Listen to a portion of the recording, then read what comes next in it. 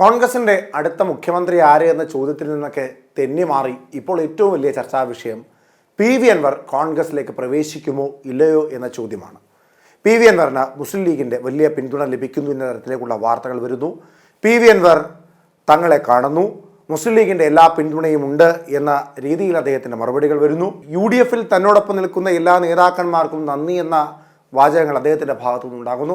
അപ്പോൾ മാധ്യമങ്ങളടക്കം എല്ലാവരും വിധി എഴുതുന്നു UDF-ലേക്ക് പി.വി. അൻവറിന്റെ പ്രവേശനം ഉണ്ടാകുന്നുവെന്ന്. UDF-ൽ പി.വി. അൻവറിനെ അനുകൂലിക്കുന്ന അല്ലെങ്കിൽ പി.വി. അൻവറിന്റെ UDF പ്രവേശനത്തെ അനുകൂലിക്കുന്ന നേതാക്കന്മാരുണ്ട് എന്നത് തള്ളിക്കളയുവാൻ സാധിക്കുന്നതുമല്ല.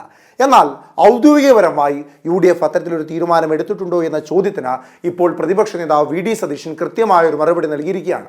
മാധ്യമങ്ങളുടെ ചോദ്യത്തിന് മാധ്യമങ്ങളെ കാണുന്ന വേളയിലായിരുന്നു അദ്ദേഹം ഈ കാര്യങ്ങൾ വ്യക്തമായി പറഞ്ഞത്. പി.വി. അൻവറിന്റെ കോൺഗ്രസ് പ്രവേശനവുമായി ബന്ധപ്പെട്ട ചോദ്യത്തിന് പി.വി. അൻവറിനെ കോൺഗ്രസിലേക്ക് എടുക്കണോ വേണ്ടയോ എന്ന കാര്യങ്ങൾ ഇതുവരെ ചർച്ചയാക്കിയിട്ടില്ല. അത് ചർച്ചയാക്കുമ്പോൾ ഈ പറയുന്ന വിഷയങ്ങളെല്ലാം അവിടെ പരിഗണിക്കുകയും അതിൽ കൃത്യമായ നിലപാട് സ്വീകരിക്കുകയും ചെയ്യാമെന്നുള്ളതായിരുന്നു അദ്ദേഹത്തിന്റെ മറുപടി. പിന്നീട് ഒരു ചിരിയായിരുന്നു. നമുക്ക് അദ്ദേഹത്തിന്റെ വാക്കുകൾ കേൾക്കാം. ഞങ്ങൾ എടുക്കുന്നത് ചർച്ച ചെയ്തിട്ടില്ലല്ലോ. ചർച്ചയിൽ താങ്കൾ പറഞ്ഞ ഈ പോയിന്റും കൂടി നമുക്ക് പരിഗണിക്കാം. ആ ചർച്ച നടക്കുമ്പോൾ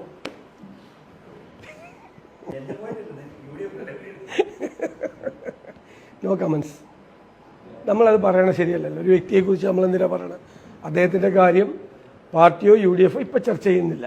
ചർച്ച ചെയ്യുന്ന സമയത്ത് നമ്മൾ എൻ്റെ മെറിറ്റും ഡീമെറിറ്റും നോക്കുമല്ലോ. ഒരു പാർട്ടിയോ ഒരു വ്യക്തിയോ ഒരു സംഘടനയോ UDF-ന്റെ കൂട്ടത്തിൽ കൊണ്ടുവരാൻ വേണ്ടി നമ്മൾ ആലോചിക്കുമല്ലോ. അല്ല, അതൊക്കെ ചർച്ചകളിൽ വലിയ പരിണിതപ്രജ്ഞരായ നേതാക്കളുള്ളൊരു സംവിധാനമാണ് UDF.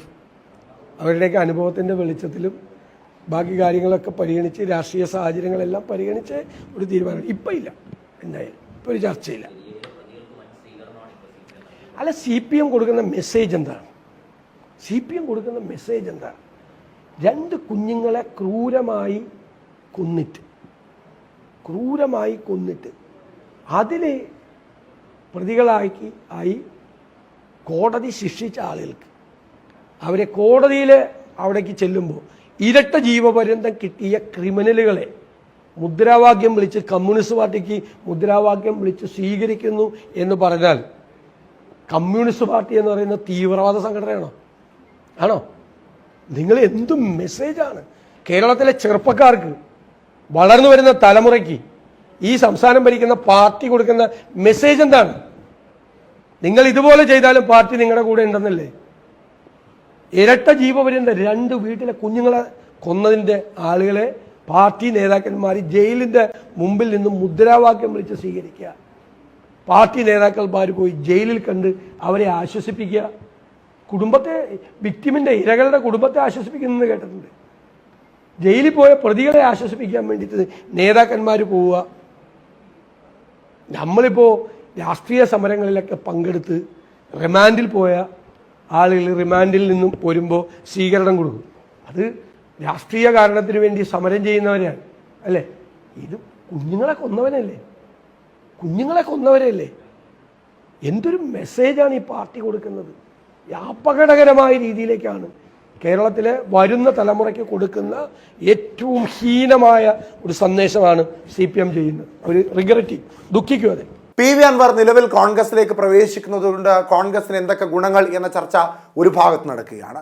പി.വി. അൻവർ കോൺഗ്രസിലേക്ക് പ്രവേശിക്കുമ്പോൾ അല്ലെങ്കിൽ UDF-ന്റെ ഭാഗമാകുമ്പോൾ അത് ലീഗ് വഴിയാണ് എന്നതിന്റെ തെളിവാണ് തങ്ങളുമായി അദ്ദേഹം കൂടിക്കാഴ്ച നടത്തിയത് എന്ന മറുഭാഗത്ത് ചില മാധ്യമങ്ങളും ചില നേതാക്കന്മാരും പ്രവർത്തകരും പറയുന്ന സാഹചര്യത്തിലാണ് ഇപ്പോൾ പ്രതിപക്ഷ നേതാവ് അത്തരത്തിലൊരു ചർച്ചയെ കോൺഗ്രസിലോ UDF-ലോ നടന്നിട്ടില്ല എന്ന കാര്യങ്ങൾ വ്യക്തമാക്കുന്നത്. ഈ സാഹചര്യത്തിലാണ് ലീഗ് പി.വി. അൻവറിനെ കോൺഗ്രസ് സ്വീകരിച്ചാലും ഇല്ലെങ്കിലും, അല്ലെങ്കിൽ അതായത് UDF-ന്റെ ഭാഗമാക്കിയാലും ഇല്ലെങ്കിലും അതിൽ ഒരു തെറ്റു പറയാനോ സ്വീകരിച്ചാൽ അത് നല്ലതാണെന്ന് പറയാനോ സ്വീകരിച്ചില്ലെങ്കിൽ മോശമാണെന്ന് പറയാനോ അതിൽ യാതൊരു തരത്തിലുള്ള മറുപടി പറയുവാനോ ലീഗ് തയ്യാറല്ല. ലീഗ് കോൺഗ്രസ് എന്ത് നിലപാടെടുത്താലും അതിനോടൊപ്പമാണ് എന്ന തരത്തിലേക്കുള്ള മറുപടികളാണ് ലീഗിന്റെ ഭാഗത്തു നിന്നുണ്ടാകുന്നത്.